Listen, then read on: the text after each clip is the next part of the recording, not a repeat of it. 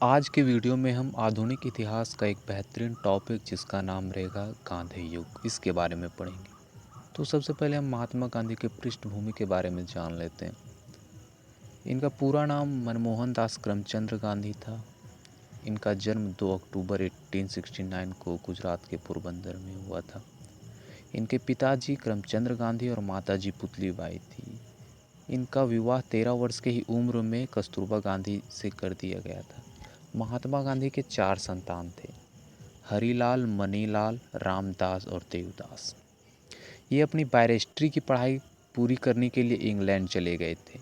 ये 1889 को गए थे, फिर वापस आए थे 1891 को। और जब ये वापस आए तो इनको अब वकालत करनी थी, तो ये अब इंडिया में वकालत करने लगे थे। फिर इनकी मुलाकात दादा अब्दुल्ला जी से हुई और फिर उन्हीं के आमंत्रण पर ये दक्षिण अफ्रीका, उनका कोई केस था, उसको लड़ने के लिए 1893 को चले गए। और वहीं पे एक बड़ा सा कांड होता है, घटना हमको देखने को मिलती, जो कि था रेल कांड। वो डरबन से प्रिटोरिया की यात्रा में एक स्टेशन पड़ता है जिसका नाम है मेरिट्सबर्ग। उसमें कुछ अंग्रेज़ अधिकारियों ने महात्मा गांधी को प्रथम श्रेणी से बाहर निकाल दिया था, जो जिसका मुख्य कारण था रंग भेद। आगे चलकर महात्मा गांधी जी दक्षिण अफ्रीका में ही 1894 को नाटाल इंडियन कांग्रेस की स्थापना की और फिर उन्होंने द इंडियन ओपिनियन अखबार की भी प्रकाशन किए 1903 में, वो भी दक्षिण अफ्रीका में ही। दक्षिण अफ्रीका में ही 1904 को फिनिक्स आश्रम का भी स्थापना किए महात्मा गांधी जी। और पहली बार सत्याग्रह आंदोलन जो है वो चलाए थे दक्षिण अफ्रीका में ही 1906 में। और फिर महात्मा गांधी जी द्वारा लिखा गया एक बुक बहुत ज़्यादा प्रसिद्ध है जिसका नाम है हिंद स्वराज, वो भी 1909 में लिखे थे दक्षिण अफ्रीका में। अब वो इंडिया वापस आते हैं 9 जनवरी 1915 को, और ये दिन इतना अच्छा माना जाता है कि आज भी हम लोग इसे अप्रवासी दिवस के रूप में मनाते हैं। और आपको ये बात बता दें कि जब वो वापस इंडिया आए थे तो इस समय चल रहा था प्रथम विश्व युद्ध का। तो महात्मा गांधी जी सोचे कि अगर हम अंग्रेज़ के साथ मिलकर रहेंगे तो अंग्रेज़ भी हमारे लिए कुछ अच्छा ही सोचेंगे। तो उन्होंने भारतीयों को उकसाया कि और प्रेरित किया कि आप जाइए सेना में भर्ती होइए। तो इसीलिए भारतीय ने उन्हें कहा, उन्होंने एक संज्ञा दे दी भारतीयों ने महात्मा गांधी जी को। वो संज्ञा थी भर्ती करने वाला सार्जेंट। जब महात्मा गांधी जी इंडिया आए तो उन्होंने एक राजनीतिक गुरु को चुना अपने लिए, ताकि वो इंडिया को और अच्छा से जान सकें। उनका नाम था गोपाल कृष्ण गोखले। और फिर महात्मा गांधी 1916 में साबरमती का आश्रम की स्थापना किए और राजकुमार शुक्ल के कहने पर वे चंपारण चले गए और वहाँ पे तिनकठिया प्रणाली के विरोध में उन्होंने चंपारण सत्याग्रह चलाया। ये उनका दूसरा सत्याग्रह था इंडिया का पहला सत्याग्रह था, जो कि चलाए थे 1917 को। अब ये है तीन कठिया प्रणाली का मतलब होता है कि अगर 20 कट्ठे ज़मीन है किसी के पास और उसमें से किसान को फिक्स रहता है कि उसमें से 3 कट्ठा नील की खेती करनी है, और वो भी वही खेत में जो कि सबसे ज़्यादा उपजाऊ थे। किसान इससे बहुत ज़्यादा परेशान थे, इसलिए उन्होंने महात्मा गांधी का खूब ज़ोर शोर से साथ दिया उस आंदोलन में। यह आंदोलन पूरी तरह से सफल हुआ और यह आगे चलकर मतलब उसी वक्त में महात्मा गांधी के सामने यह तिनकठिया प्रणाली को समाप्त कर दिया गया और साथ ही 25% जो कर था उसको भी बंद कर दिया गया। और फिर 1918 को महात्मा गांधी जी पहली बार भूख हड़ताल पर बैठे थे अहमदाबाद मिल मजदूर आंदोलन में, और सरदार वल्लभ भाई पटेल के साथ उन्होंने खेड़ा आंदोलन किया था। ये भी किसानों को ही लेकर किया गया था, जो कि था 1918 में ही। और अब आती है पारी खिलाफत आंदोलन की। खिलाफत आंदोलन को भारत में दो अली बंधुओं ने चलाया था, जो कि 1919 को चलाया गया था। बाद में महात्मा गांधी भी इसमें जुड़ गए थे और असहयोग आंदोलन के साथ ये चलने लगा था और उसी के साथ फिर ये बंद भी हो गया था। अब पारी थी अंग्रेज़ों के द्वारा कुछ भारतीयों को देने की, क्योंकि प्रथम विश्व युद्ध तो समाप्त हो चुका था। इसलिए 1919 अधिनियम में भारतीय इंतज़ार कर रहे थे कि अब उन्हें कुछ अच्छा देखने को मिलेगा, लेकिन ऐसा कुछ हुआ नहीं। साथ में ही आ गया था रॉलेट एक्ट, जिसके कारण झेलना पड़ा जालियांवाला बाग हत्याकांड, जिससे पूरे भारतीय क्रोध हो चुके थे। वे आंदोलन के लिए पूरे जोर शोर से अब आंदोलन में भाग देने को तैयार थे। इसी बीच महात्मा गांधी ने 1920 को चलाए असहयोग आंदोलन। यह आंदोलन सबसे पहले उन्होंने कांग्रेस के नागपुर अधिवेशन में दिया दिसंबर 1920 को, जहां पारित कर दिया गया। इससे पहले भी उन्होंने कलकत्ता के अधिवेशन में दिया था, वहाँ पे पारित नहीं हो पाया था। अब ये नागपुर के अधिवेशन में पारित तो हो गया, लेकिन कुछ अच्छे नेता जैसे मोतीलाल नेहरू, चित्तरंजन दास जैसे नेता इसके समर्थन में नहीं थे। यहाँ तक कि एनी बेसेंट भी इसके समर्थन में नहीं थी। उन्होंने यह भी कह दिया कि यह असहयोग आंदोलन एक मूर्खतापूर्ण विरोध है, इससे अंग्रेज़ों को कुछ फ़र्क नहीं पड़ेगा। लेकिन ऐसा हुआ नहीं। महात्मा गांधी ने इसे ज़ोरों शोरों से चलाया, लोगों ने भी उनका खूब साथ दिया। धीरे धीरे सभी लोग इनमें आके जुड़ने लगे। मोतीलाल नेहरू, चित्तरंजन दास जैसे नेता भी आके जुड़ने लगे। ये आंदोलन खूब ज़ोर शोर से चल रहा था। इसी बीच एक कांड हुआ जिसको कहते हैं चौरी चौरा कांड। यह गोरखपुर में हुआ था। यहाँ पे कुछ आंदोलनकारियों ने एक पुलिस स्टेशन को बंद करके उसके अंदर सिपाहियों को जला दिया था। इसमें से 22 सिपाही मारे गए थे। यह हुआ था कांड 5 फरवरी 1922 को। अब यह आंदोलन अब हिंसा के रूप में प्रवर्तित हो गया था। अब ये महात्मा गांधी को बिल्कुल अच्छा नहीं लग रहा था।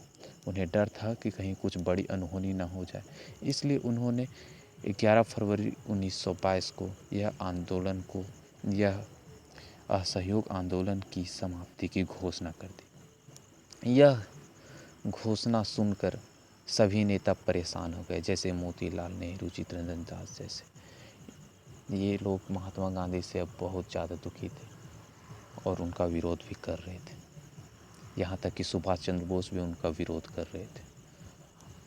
और चित्तरंजन दास और मोतीलाल नेहरू, जो कि महात्मा गांधी से एकदम गुस्से में थे, मतलब उनके साथ उनका मेल मुटाव नहीं हो पा रहा था, इसलिए उन्होंने अलग पार्टी की स्थापना की, जिनका नाम था स्वराज पार्टी।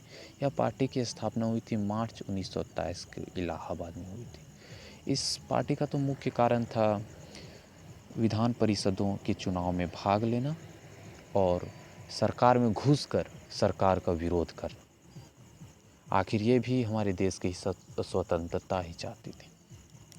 अब इसमें से देखा गया कि महात्मा गांधी और चित्तरंजन दास और मोतीलाल नेहरू जी में ये सब में थोड़े मनमुटाव ज़्यादा बढ़ गए थे। तो 1924 में एक समझौता हुआ जिसका नाम रखा गया गांधी-दास पैक्ट। यह 1924 में हुआ था। अब आती है एक और आंदोलन जिसका नाम है सविनय अवज्ञा आंदोलन। यह आंदोलन 1927 से 1931 के बीच हुआ। फिर ये 1 साल के लिए बंद हो गया था। फिर 1932 से लेके 1934 तक चला। चलिए देखते हैं इसके बारे में। 1930 में महात्मा गांधी जी ने 11 सूत्री की मांग की। उस वक्त वायसराय थे हमारे इरविन जी इनके पास, लेकिन इन्होंने कुछ ध्यान नहीं दिया। तो इसी के विरोध में महात्मा गांधी दांडी मार्च निकाले, जो कि 22 मार्च 1930 को निकाले थे। और ये वहाँ पे दांडी पहुँचे थे 6 अप्रैल 1930 को। और वहाँ पहुँचकर इन्होंने नमक कानून को तोड़ा था। और तभी से 6 अप्रैल 1930 से यह सविनय अवज्ञा आंदोलन स्टार्ट हो चुका था।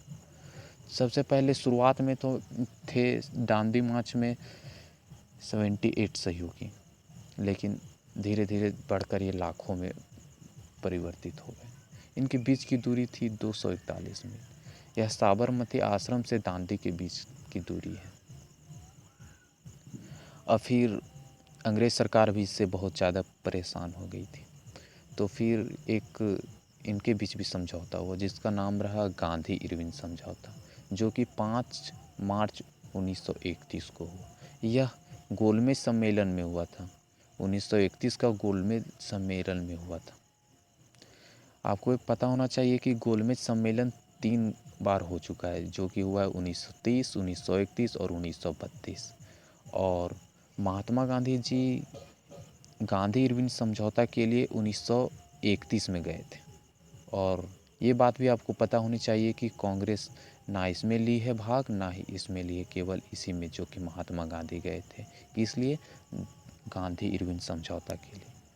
और एक बात और पता होनी चाहिए कि डॉक्टर भीमराव अम्बेडकर भारत के एक ऐसे नेता थे जो उन्होंने तीनों गोलमेज सम्मेलन में भाग लिया था।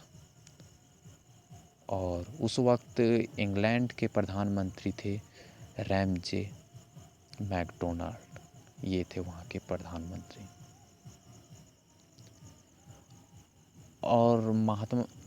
और भीमराव अम्बेडकर जी ना वहाँ से जो गोलमेज सम्मेलन था 1932, वहाँ से एक प्रस्ताव पारित करके आए थे, जिससे वह प्रस्ताव हिंदुओं को तोड़ने, या फिर ये भी कह सकते हो कि राष्ट्रीय आंदोलन था, उसका बीच में दरार पैदा करना, ये सब देखा जा सकता था उस प्रस्ताव से। अब देखते हैं उस प्रस्ताव में क्या था। उस प्रस्ताव में 71 आरक्षित सीट थे, और वह यह भी पारित करके आए थे कि पृथक निर्वाचन की व्यवस्था।